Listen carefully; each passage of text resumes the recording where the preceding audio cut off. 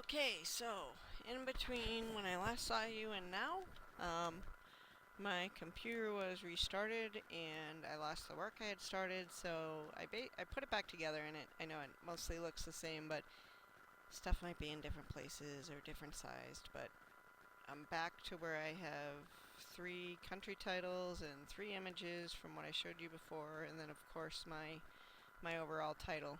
And the lesson there is to make sure you save your work repeatedly.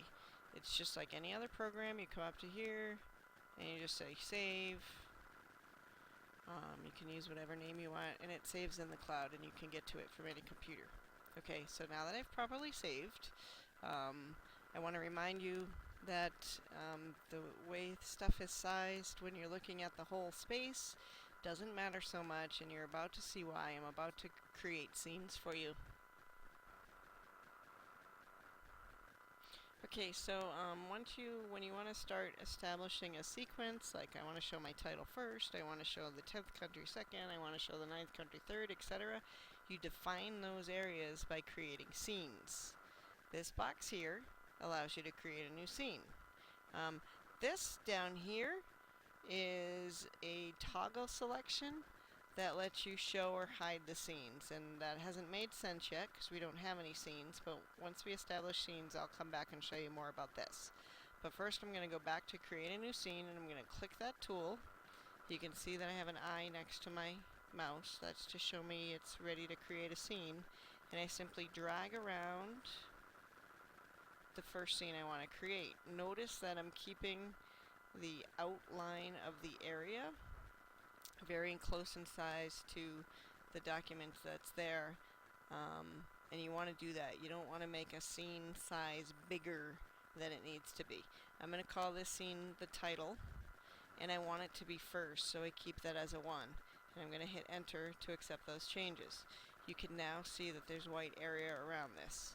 Okay, I'm now going to go down to France, trace around it to create a scene for France, and notice that my rectangle for France was just about the same size as the title. So I'm going to call this France, and I want it to play second, so I leave that as it is and I hit enter. Okay, and now you can see that that's highlighted like that. I'm going to do the same thing for Netherlands, highlight it closely, call it Netherlands, keep the play order at 3, hit enter. Do the last one for Bulgaria. Keep the play order at 4 and hit enter.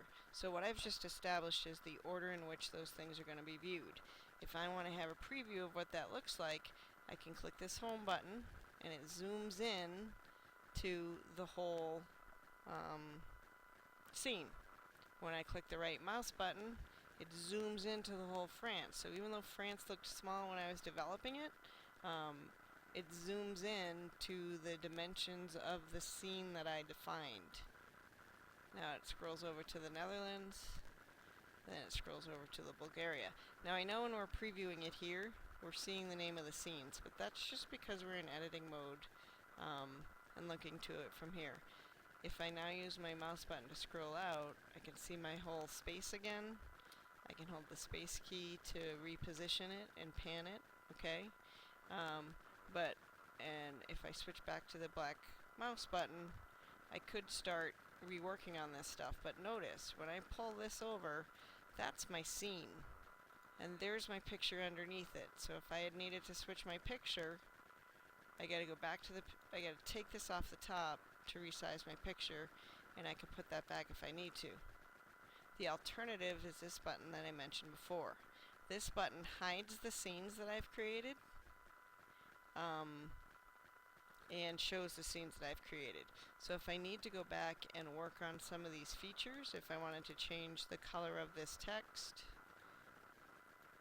I can do that. If I want to change the color of Bulgaria's text, whoops, I accidentally created a text box, so I'm just going to click it and delete it. And double click Bulgaria again. I can change the color of that. Okay, and so right now I'm not seeing the scenes. They're not in my way.